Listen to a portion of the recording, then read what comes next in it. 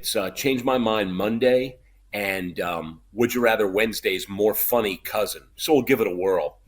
All right. Michael Penix Jr., Trista, start with you, could go number one overall. Offshore found a NFL draft for the coming draft. Caleb Williams, minus 425. Drake May, plus 300. Marvin Harrison Jr., 10 to 1. Jaden Daniels, 25 to 1. And Penix is 30 to 1, plus 3,000 right now.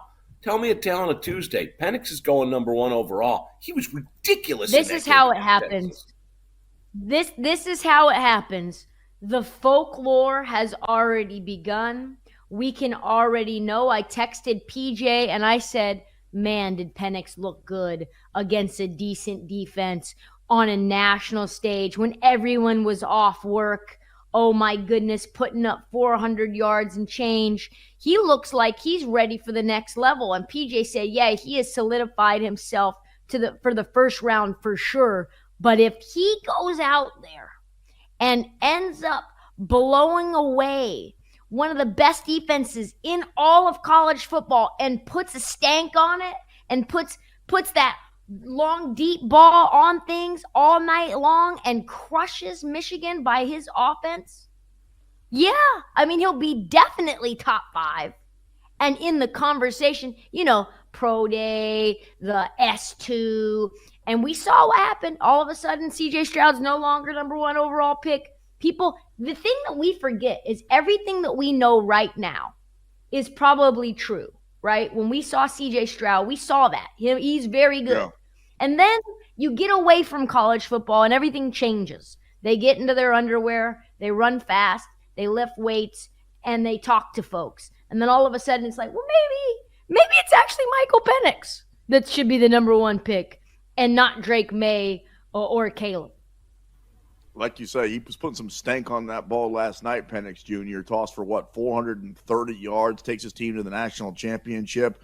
But with all due respect, Scott, that's crazier than giving somebody $72 cash for Christmas, dude. Caleb Williams is going to be the number one overall pick. That's why he's been the number one overall pick now in most odds books for the last going on 2 years, the Heisman Trophy winner. And look, was he great this year? He was really good. He certainly took a step back. Here's what's going on, though. You've heard the comparisons to Patrick Mahomes, and there's always going to be comparisons to the greatest, and most of the time we just shake our heads. We're like, that's corny. How many times was there comparisons to Michael Jordan before we stopped doing that? Well, I think that some general manager either is in love with him right now, or like Trista said, by the time the draft actually comes around, we'll fall in love with him and decide we'll give you everything. We will trade the farm if you'll give us that pick so we can draft Caleb Williams. So just because somebody has had the chance to fall in love with him for so long over the last couple of years, I think he ends up being the number one pick.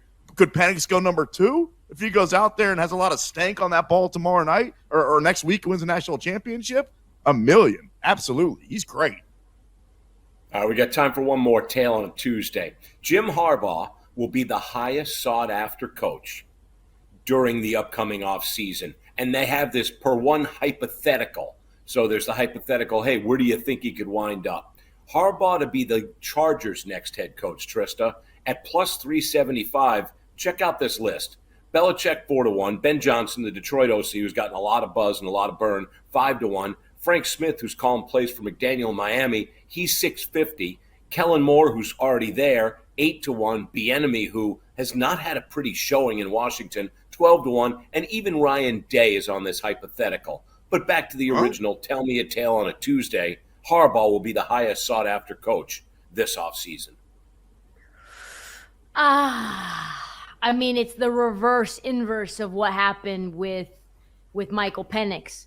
Maybe if they really have a showing and he looks like he doesn't want to stay around at Michigan, he'll be sought after. But the most sought after, do I want Harbaugh more than I want Ben Johnson or Lou Anarumo? I don't think I do. I don't think there's any scenario where I want him more than I want some of these coordinators who are already in the NFL and in that ecosystem. I'm sorry, but are you guys familiar with the current interim Chargers head name? or head coach's name. This is Giff Smith we're talking about here. Giff. Put a little respect on that man's name. Is it GIF or GIF? No, you sound like my grandmother now. It is, rest in peace, Bubby. It is Giff. G-I. That's why his mom gave him 2 F's. It is Giff. Giff Smith.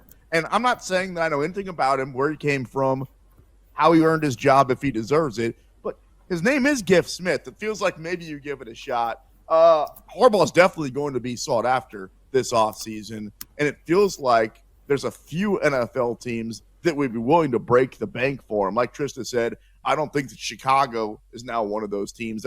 Chicago's best move is just to stay pat. And we'll talk about this a little bit going forward. If I'm Chicago, keep my coach, keep my quarterback, trade that number 1 overall pick, and build around Justin Fields, right? Go out there and get a Malik Neighbors and a Marvin Harrison Jr., and now see what old boy can do. Who would that player be? Because I look at guys like Lou Dort, who I really like, Josh Giddey. Those two feel like not expendable pieces, but maybe redundant pieces, or guys that could be trade chips for a role player. Is that like somebody like Bruce Brown or like a KCP? I know you're not going to get KCP, but somebody in that ilk, or like what kind of archetype of player is that? Yeah, you mentioned KCP. That's interesting. And so it's just like a complete role player would really do the trick for them.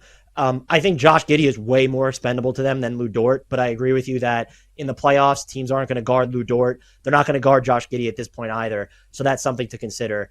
I don't know the role player right now in the market that would necessarily put them over the top, but the name that they've started to be linked to, and it would cost them quite a few assets, would be a Larry Markkinen in Utah. And so kind of like that dude is closer to a star than not, but he's not this top 20 player. You add him, his rebounding, his floor spacing, his ability to just fit inside any lineup combination. And, let's just say you replace Giddey with Larry Markkinen in their best 5-man unit. That OKC team might then have one of the 2 best 5-man units in basketball. And so I'd like to see them make that type of swing, or even I don't hate them looking at a Siakam. I don't even hate them looking at DeJounte Murray, where if you just replace Giddey with DeJounte Murray, you're a much better basketball team.